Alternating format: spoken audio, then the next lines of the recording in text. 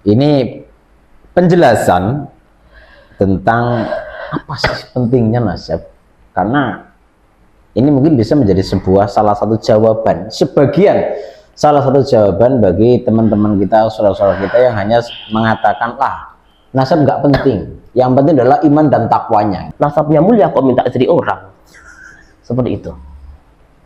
Ini secara garis besar nasab ini kadang-kadang berlawanan dengan ilmu.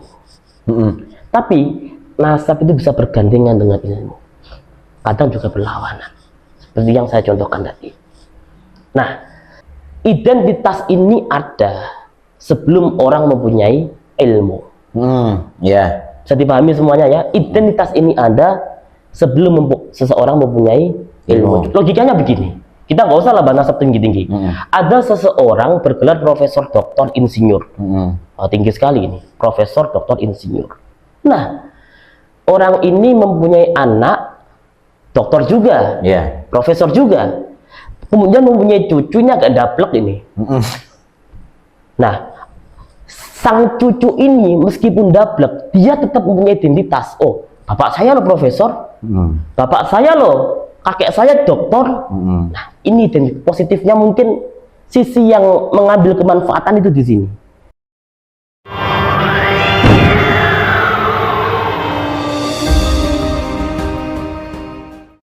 Assalamualaikum Gus. Waalaikumsalam warahmatullahi wabarakatuh. Sehat nggih? Alhamdulillah sehat. Alhamdulillah. Ini lama kita nggak duduk bareng Gus. Tapi kelihatannya ini lagi rada-rada sumeng.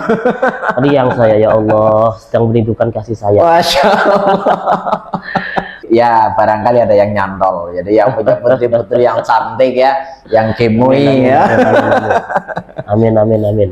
Ini kita lama nggak jumpa juga, untuk komunikasi lewat sosial media kita sering terputus karena mungkin karena sibuknya kegiatan panjenengan setelah adanya muktamar pertama Naat ya, untuk berkoordinasi dengan wilayah-wilayah yang lain ataupun pelengkapan administrasi di Naat itu sendiri ya.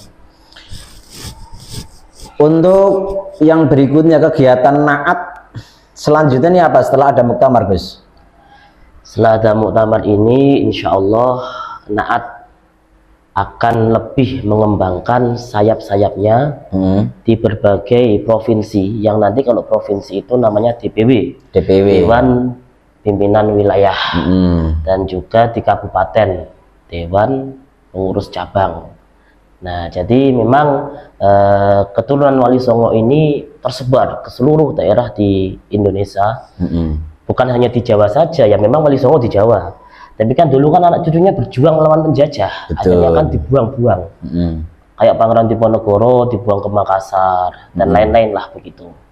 Maka ya keturunan Wali Songo ini banyak di seluruh Indonesia dan perlu untuk kita satukan dalam satu wadah, satu rumah, yaitu Naqobah Ansab Aulia Tis'ah, untuk saling bersilaturahim, saling mengenal satu sama lain begitu. Baik. Tapi gini, sebelum kita masuk ke pembahasan yang lain, Gus, ini agar masyarakat lebih tahu tentang Naat, gitu kan? Karena kebanyakan saya bertemu dengan saudara-saudara kami di lapangan, di akar rumput, yang terkadang mungkin punya nasab dan silsilah ke Wali Songo, dan banyak juga saudara-saudara kami yang tidak menyimpan ataupun tidak mendapatkan turunan silsilah nasab dari orang tuanya mereka. Tapi dengan berjalannya waktu ternyata ada beberapa orang yang mengatakan bahwa kamu masih keturunan ini, kamu masih keturunan ini. Yang ini saya tanyakan gini, bahwa beredar di masyarakat kabar bahwa yang boleh masuk ke Naat, yang boleh bergabung dengan Naat, yang bisa menjadi anggota Naat, itu hanya terkhusus orang yang tersambung nasabnya ke Wali Songo. Ini mohon untuk pencerahannya Gus. Baik, memang Naat ini dibentuk sebagai rumah anak cucu Wali Songo. Nah, akan tetapi kita perlu menyadari masa lalu, yang mana mungkin ada orang-orang di masa penjajahan itu yang sengaja menyembunyikan catatan, atau tidak menceritakannya ke anak cucu, dengan khawatir kalau ketahuan Belanda nanti malah ditembak. Terus ada khawatir lain, yaitu nanti kalau anak cucuku tahu nasab malah mereka nggak mau ngaji, menyombongkan nasab yang nggak mau mondok. Ini bukan menyembunyikan dalam hal meniadakan, menafikan tidak, tapi lebih untuk menjaga keamanan agar nasab ini digunakan sebagaimana mestinya. Lebih baik kamu jadi berusaha menjadi orang yang baik tanpa sebuah nasab. Tapi kalau tahu ya alhamdulillah. Nah, di Naat ini memang betul rumah anak cucu Wali Songo, rumah Duriah Wali Songo. Tapi di Naat ini minimal orang-orang mau khidmah ke Wali Songo. Dia punya husnudon. Aku itu masih keturunan Wali Songo. Meskipun dia tahu kakeknya cuma 7 ke atas, cuma 8 ke atas. Ini akan kita bantu menelusuri, baik dari manuskrip keluarga. Nanti kita bagaimana cara mencari manuskrip keluarga, bagaimana cara memperoleh data, bagaimana cara meng-cross check sebuah riwayat. Karena kadang-kadang sering ditemui di lapangan, ada keluarga besar ini mengaku keturunan sunan ini sunan itu, tapi setelah dicek grade-nya atau generasinya terlalu pendek. Bahkan saya pernah bertemu salah satu kiai di Demak, ini cuma 6 generasi ke Sunan Kalijaga. Tapi ini masyhur di keluarga ini, masyhur sekali. Ketika saya ngomong ini kiai, mohon maaf ini salah, kan nggak enak. Iya. Saya hanya bisa ngomong ini kurang benar ya, banyak nama yang kurang ternyata. Tapi betul. Nah, fungsinya Naat itu bukan menyambungkan orang yang tidak tahu nasab agar dia punya nasab, tidak. Tapi orangnya husnudon yang merasa dia keturunan Wali Songo bisa kita gali di sini. Jadi kalau kamu ingin mengetahui silsilah leluhurmu, mengetahui betulkah saya punya riwayat, kakek saya dulu pernah cerita kalau saya itu sekeluarga masih keturunan ini, masuklah ke Naat, cross check itu. Seperti itu. Jadi siapapun yang cinta Wali Songo, ingin khidmah ke Wali Songo, ingin derek anak cucu Wali Songo, ya masuklah ke Naat. Seperti itu. Oke, nah sekarang ini kan sudah ada penjelasan yang begitu gamblang dari panjenengan selaku salah satu pengurus Naat, baik itu yang nasional ataupun di wilayah Jawa Tengah. Berarti kami tegaskan kembali ya Gus, bahwasannya baik itu yang masuk di dalam kepengurusan ataupun menjadi anggota ataupun bisa dikatakan sebagai simpatisan ataupun bisa dikatakan penderek dari Wali Songo, ini semua bisa masuk ke dalam rumah besar Naat, gitu kan? Bisa. Walaupun itu tidak mempunyai sama sekali tidak tahu bahwa ternyata orang ini masih ada nasab dari Wali Songo. Cuman karena ketidaktahuannya gitu loh, ya. Berarti intinya santri-santri yang mungkin ingin berkhidmah tadi disampaikan oleh panjenengan, rumah besar dari yang mengikuti ajaran-ajaran Wali Songo, yaitu diantaranya adalah salah satunya Naat gitu ya guys ya. Ya, jadi kalau dikatakan orang tidak tahu itu, mohon maaf itu sangat kurang sopan ya. Orang tidak tahu silsilah itu kurang sopan. Oke. Nah, semua orang itu pasti punya silsilah. Tinggal mereka diceritani atau tidak sama leluhurnya. Karena saya secara pribadi ini husnudon bahwasannya 80% masyarakat Jawa, 80% masyarakat Jawa yang ada saat ini ya, itu adalah masih keturunan Wali Songo, baik dari jalur laki-laki maupun perempuan, baik dia tahu maupun tidak tahu. 80%? 80%. Karena apa? Di masa Diponegoro itu bukan hanya sekedar perang, itu adalah genosida tanah Jawa. Dan orang yang mampu bertahan hidup, anak cucunya hidup di zaman sekarang adalah orang-orang yang selamat dari genosida. Dan orang yang selamat dari genosida Belanda itu, pembantaian ras, itu adalah orang-orang yang masih mempunyai keterkaitan darah dengan Wali Songo. Pasti punya seperti itu. Berarti ini husnudon saya. Panjenengan sampai berani mengatakan 80% gitu kan. Ini karena memang husnuzon panjenengan atau memang panjenengan melalui penelitian yang begitu mendalam? Karena saya sering menemui di lapangan banyak laskar-laskar di Ponorogo ini yang anak cucunya ada. Mereka itu berhenti, silsilahnya itu berhenti di 6 5, 6, 7 generasi. Tapi mereka tuh punya riwayat. Kakek saya itu dulu cerita kalau saya itu masih keturunan ini. Cuma asap saya cuma berdiri sampai di sini. Artinya kakek mereka yang kesekian itu tahu sebenarnya, cuma disembunyikan. Dan ini kan beranak pinak terus sampai hari ini, sampai banyak di tanah Jawa, kemana-mana. Nah, itu adalah sebuah anugerah. Dan apa ya, kalau menurut saya cara Allah menjaga keturunan Wali Songo agar tidak semuanya itu tampak, tapi ditampakkan sebagian saja. Loh, ditampakkan sebagian saja ini sudah banyak yang protes kok. Jangan terlalu dalam, bahaya. Seperti itulah kurang lebihnya. Oke.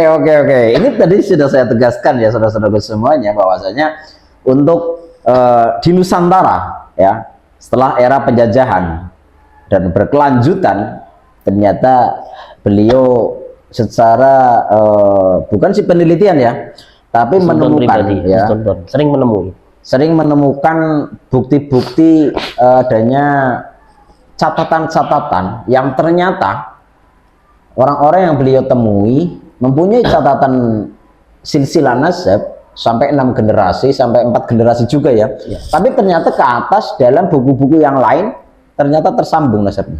Baru bisa diketahui. Harus di cross check lagi karena hanya sebatas riwayat. Dulu kakek saya cerita kalau masih keturunan ini, cuma itu saja. Nah, artinya kalau untuk meng cross check ini harus kita terjun masuk ke ranah keluarga mereka, tabayun, tanya baik-baik kisahnya seperti apa dan bagaimana, terus siapa yang diketahui pertama meriwayatkan. Nah, terus kita cross check lah ininya dengan riset lah, ini baru masuk ke ranah riset. Betulkah yang diriwayatkan? Tapi ya jangan kok terus punya riwayat nyambung ke sunan ini atau syekh itu terus bertanya ke orang yang salah. Ini malah kacau, nanti makam kakeknya berubah. Oh, itu yang bahaya. Hanya lebih baik kalau punya riwayat tanya naat saja seperti itu. Oke.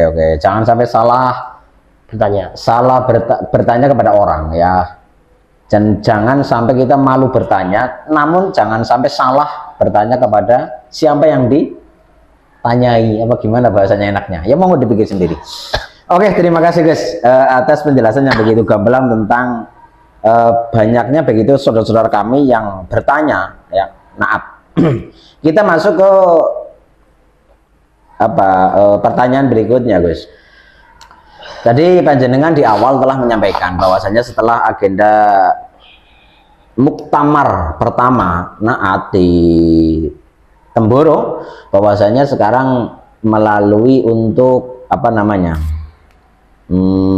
merapatkan barisan di wilayah-wilayah dan juga cabang. Apakah kemudian sampai anak cabang ataupun di kecamatan ranting ini agenda sampai kecamatan, bahkan sudah disepakati di dalam muktamar dan diperbolehkan sampai ke Asia Tenggara. Oke, berarti istimewa.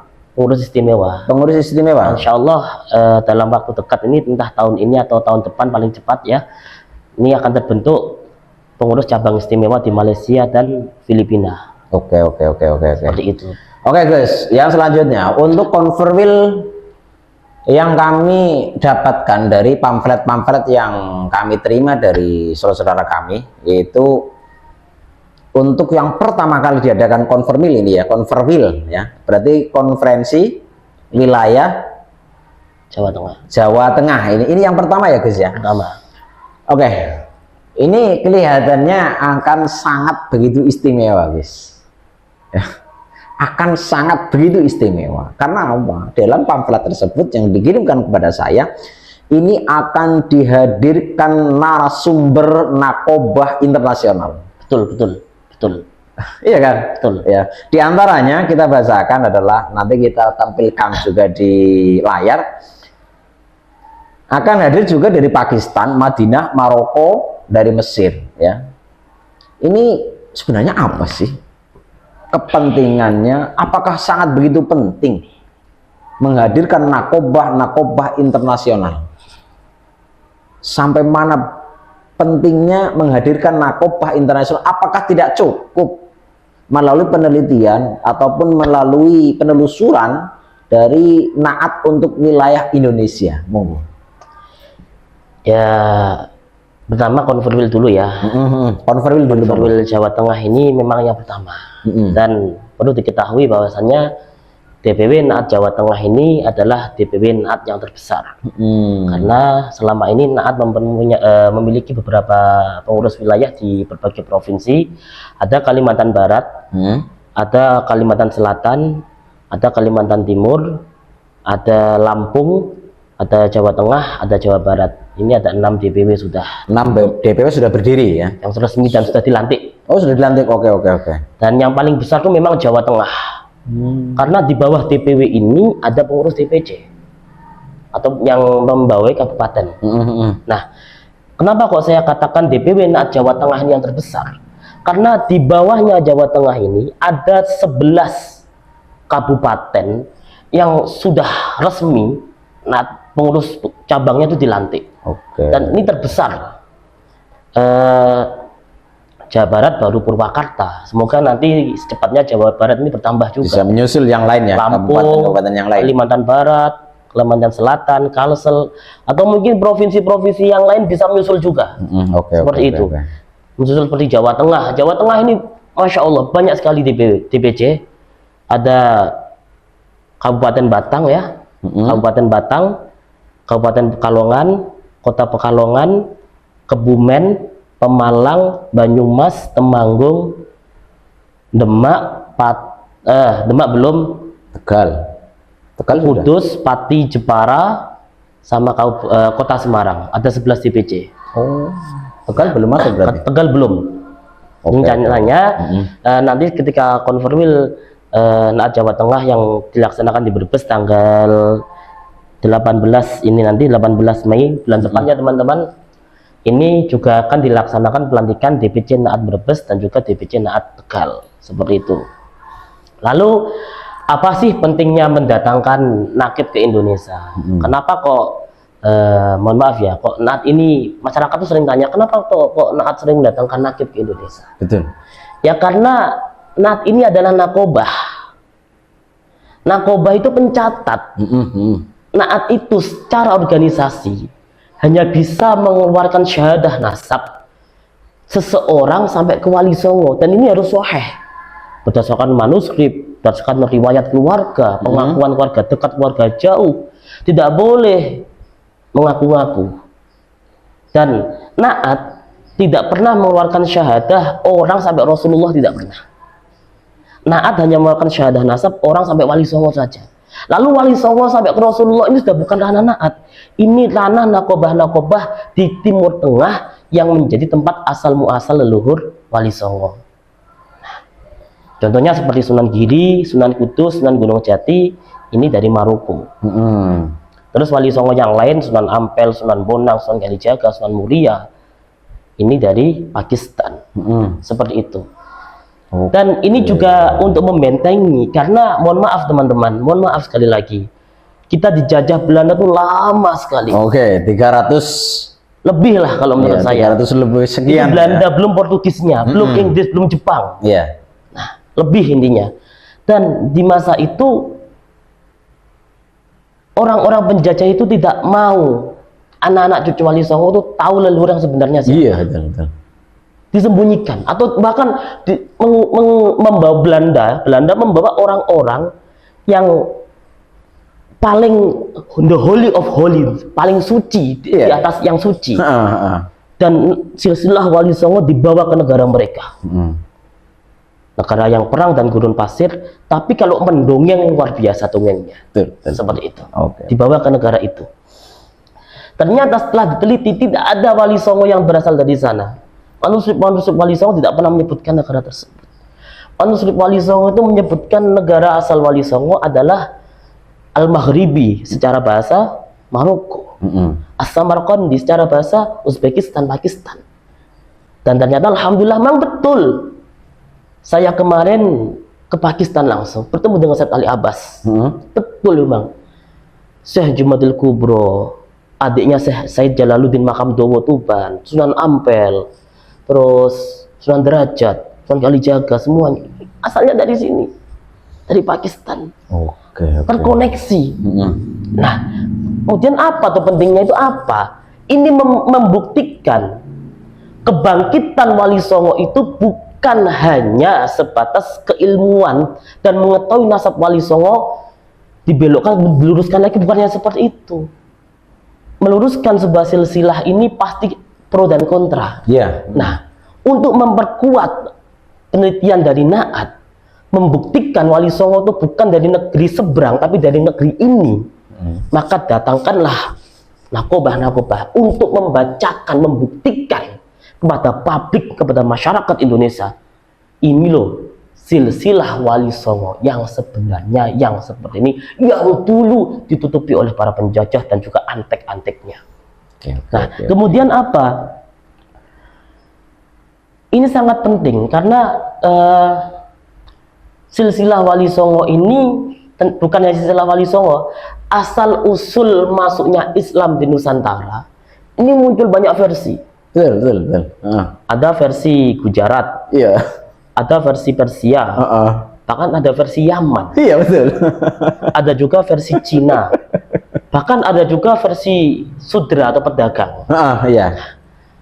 Ini relasinya apa dengan nakobah? Dan perlu kita ketahui ya teman-teman, sejarah ini akan terus berganti. Kalau dulu mungkin yang paling dipercaya, paling kuat itu versi Gujarat. Ternyata di zaman setelahnya ada riset, yang paling kuat itu versi Persia. Gujarat ini runtuh.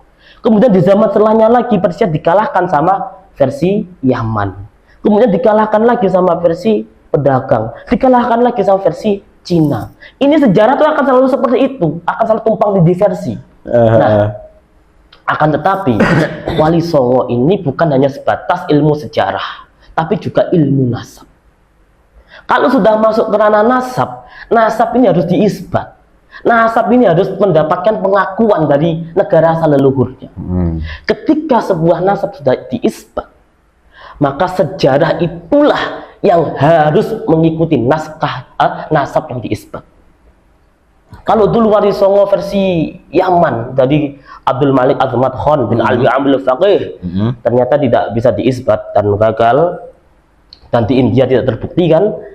Kemudian diteliti lagi, ternyata Sunan Ampel itu keturunan Yunan dari Said Ajal Samsudin Umar Al-Bukhari, gubernur pertama di Yunan, dan orang besar yang mana kakeknya dan juga cucunya ini merupakan orang yang menyebarkan agama Islam di dataran Cina, orang besar lah intinya. Berarti ketika nasab Sunan Ampel diisbat ke Said Ajal Samsudin Umar Al-Bukhari, maka sejarah yang paling kuat itu adalah versi Yunan. Jadi sejarah itu mengikuti nasab, bukan nasab ikut sejarah. Seperti itu.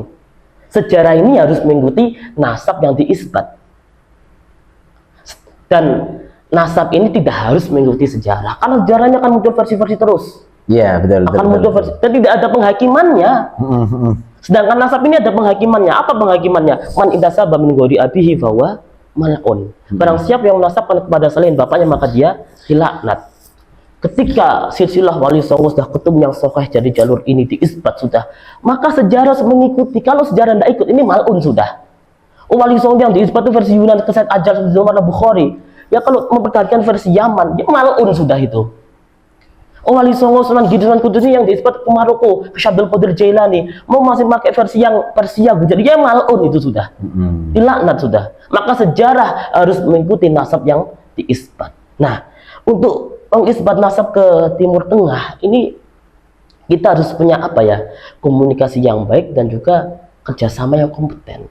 Dan inilah nakobah. Kalau di Indonesia ini Naat. Tapi tadi saya katakan di depan, tidak bisa mengisbat seseorang sampai ke Rasulullah, hanya sampai Wali Songo. Wali Songo ke atas, baru ini urusannya nakobah. Nah, jadi meluruskan sejarah Wali Songo ini termasuk salah satu di antaranya tentang nasab. Nah, maka yang berhak mengatakan Wali Songo keturunan Rasulullah jadi jalur ini, ya urusan nakobah-nakobah di Timur Tengah, bukan kita yang ngomong. Ada imigran yang ngomong Wali Songo dari sini, Wali Songo dari negara ini. Buktikan lewat syahadah. Mana syahadahnya? Nasab itu harus ada isbat, harus ada syahadah. Ya, karena kan selama ini yang tahu, yang diketahui oleh masyarakat gitu ya. Dan ini sudah mengindonesia memang ya. Di akar rumput baik itu di warga Nahdliyin gitu kan, memang sudah dalam otak pikiran kita ya bahwasanya setelah ada seseorang yang memang bisa dikatakan mereka adalah salah satu zuriyah Rasulullah, mengatakan bahwa Wali Songo itu dari ini. Lah, setelah seperti itu biasanya ini mungkin salah satu kelemahan dari saudara-saudara kita juga lah ya. Ini mohon maaf bukan berarti kami menghina. Begitu ada seseorang yang seolah ya bisa dikatakan dipanggil seorang ulama ataupun tokoh gitu kan. Apalagi dia mengatakan kami mimbani Rasul dari jalur kami adalah jalur Rasulullah, nasab kami tersambung kepada Rasulullah. Apapun yang dia katakan pasti diiyakan oleh masyarakat. Itu banyak yang terjadi seperti itu kan guys ya. Betul ya.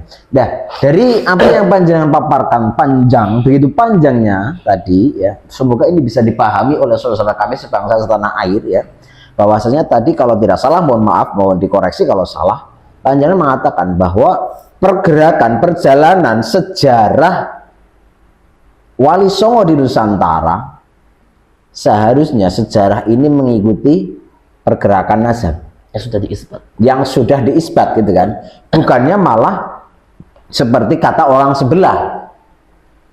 Kalau mereka sejarah itu berusaha untuk bergerak mengikuti nasab ya, berarti tadi panjangan katakan ada mal'un.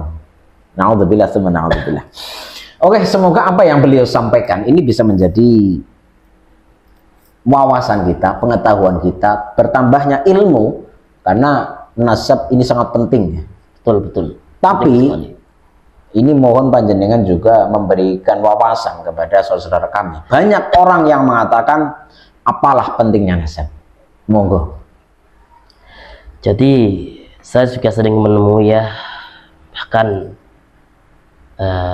orang yang mengatakan nasab itu tidak penting. Itu ada dua golongan. Ini sangat perlu dicatat, saya tidak menghina, tapi bisa digambarkan semuanya. Ada dua golongan yang mengatakan nasab itu tidak penting. Satu, golongan yang sudah mulia. Mulia karena apa? Ya mungkin karena dia anaknya kiai, punya pondok besar, ketokohan dan lain-lain. Yang kedua, nasab itu tidak penting karena dia memang tidak tahu. Nah, dua golongan ini kebanyakan orang-orang yang ngomong nasab itu tidak penting. Sebenarnya apa? Nasab itu sangat penting. Bahkan Rasulullah itu mengetahui nasabnya loh, sampai ke Said Adnan. Bahkan dikatakan Rasulullah, saya itu keturunan Nabi Ismail, dan dibilang seperti itu Rasulullah SAW. Nasab ini bisa penting, bisa tidak penting, karena banyak terjadi di tengah masyarakat orang mengunggulkan nasab tapi tidak berilmu. Orang merasa dia paling mulia, tidak punya adab, malah jualan tasbih. Nasabnya mulia kok jualan tasbih. Nasabnya mulia kok jualan sorban. Nasabnya mulia kok jualan parfum. Nasabnya mulia kok minta istri orang. Seperti itu. Ini secara garis besar nasab ini kadang-kadang berlawanan dengan ilmu. Tapi nasab itu bisa bergandengan dengan ilmu. Kadang juga berlawanan. Seperti yang saya contohkan tadi. Nah, alangkah baiknya kita mengetahui silsilah atau nasab ini hanya sebatas benteng keluarga kita saja. Benteng keluarga kita. Dan cara menggerilkan nasab ini menunjukkan ke generasi setelahnya, ini harus ada syarat-syarat. Contoh, kalau belum khatam bidayah, kitab Bidayatul Hidayah, jangan dikasih tahu nasab. Ada yang seperti itu ada. Contoh, kalau belum hafal Quran, kamu tidak boleh tahu siapa kakekmu. Dan tapi juga ada kalanya nasab ini tidak penting, karena begini ya, apa ya, nasab ini kadang tengah masyarakat ini kurang bisa diterima loh. Betul. Kurang bisa diterima. Padahal ini sahih. Dan resikonya juga ada resikonya, masyarakat yang nggak menerima atau nggak mengakui ini juga bisa di malun juga, kabarnya begitu. Akhirnya nggak usah ditunjukkan lah, daripada orang dapatnya kena laknat semua. Iya, yang nggak ditunjukkan. Oke. Terus ada lagi yang seperti ini. Saya tunjukkanlah sedikit-sedikit, tapi tidak semuanya. Cukup orang-orang terdekat saya saja cukup yang tahu. Nah, tapi yang ingin saya sampaikan di sini adalah kronologi sebuah identitas. Yang mana saya tidak mengumpulkan nasab dan juga tidak menyampingkan sebuah ilmu pengetahuan. Identitas ini ada sebelum orang mempunyai ilmu. Bisa dipahami semuanya ya. Identitas ini ada sebelum seseorang mempunyai ilmu. Logikanya begini. Kita nggak usah lah bahas nasab tinggi-tinggi. Ada seseorang bergelar profesor, doktor, insinyur. Tinggi sekali ini. Profesor, doktor, insinyur. Nah, orang ini mempunyai anak dokter juga, profesor juga, kemudian mempunyai cucunya agak daplek ini.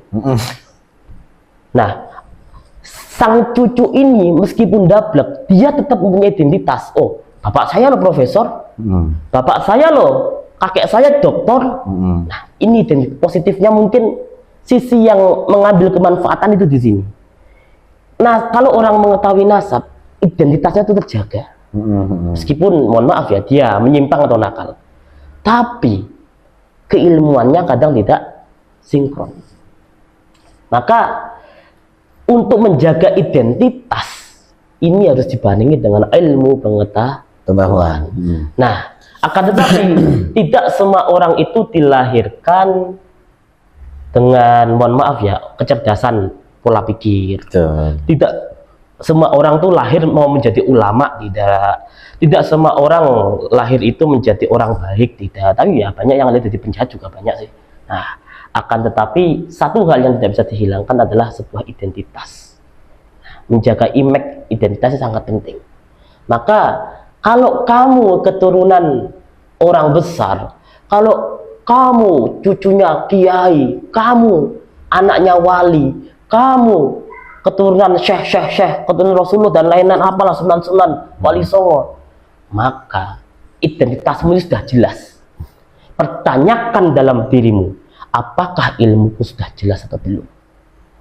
Nah, di sini identitas ini ada sebelum orang mempunyai keilmuan. Mohon maaf. Tadi kita ambil contoh profesor ya, mohon maaf. Kita ambil contoh yang buruk saat ini. Mohon maaf. Ya, ini mohon maaf sekali, mohon maaf, tidak bermaksud menyinggung, tidak. Ada orang, mohon maaf ya, bajingan lah, bandel, atau orang nakal lah. Ini mempunyai anaknya ini identitasnya akan seperti itu. Belum tentu anak ini nanti jadi jahat, belum tentu. Betul. Tapi dia lahir sudah ada cap di situ. Mohon maaf, dari masyarakat pasti ada cap kalau bapaknya ini orang nakal. Mohon maaf ya, contoh saja. Itu loh anaknya tukang mabuk loh. Dia kecil saja sudah mendapatkan identitas ini anaknya tukang mabuk. Mohon maaf ya, naudzubillah. Semoga anak cucu kita semua tidak seperti ini dan kita dijauhkan dari hal-hal seperti ini. Amin. Oh, ini loh anaknya tukang mabuk. Nah, ini identitas. Belum tentu anak kecil ini nanti jadi seperti bapaknya tukang mabuk. Bisa jadi malah jadi ulama besar. Jadi orang yang alim gitu kan, orang pintar. Ini adalah real sebuah nasab. Nasab ini memang menentukan identitas kita itu siapa. Tapi kalau kita sudah punya identitas, pertanyakan dalam diri, ilmuku sudah seimbang belum dengan identitasku? Kalau identitasku ini saya keluarkan ke masyarakat, kalau ilmuku ini belum, wah janganlah.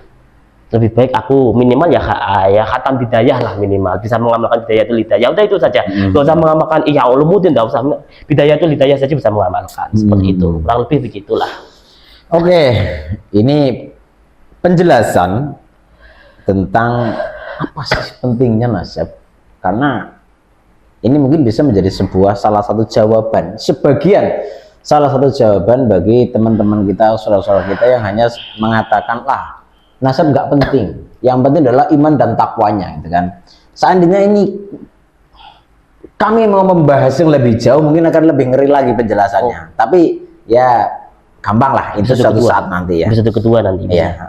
Karena ini bisa mengerikan kalau kita membahas sampai yang lebih dalam lagi. Tapi adalah untuk wawasan bahwa pentingnya sebuah nasab, gitu kan. Pentingnya sebuah nasab. Sedangkan dalam hukum syariat saja itu kan, ya mohon maaf sedikit membuka ya, apabila terjadi sebuah perzinahan, itu kan, ada hubungan antara laki-laki dan perempuan Luar nikah. di luar nikah, secara syariat agama, nasabnya itu tidak tersambung kepada anak yang ada dalam kandungan, itu tidak tersambung kepada bapak biologisnya. Nah ini kan juga sebagai pencerahan bahwa begitu pentingnya sebuah nasab. Oke Gus, terima kasih sekali atas penjelasan yang begitu panjang. Semoga ini bisa memberikan wawasan yang luar biasa kepada masyarakat di Nusantara.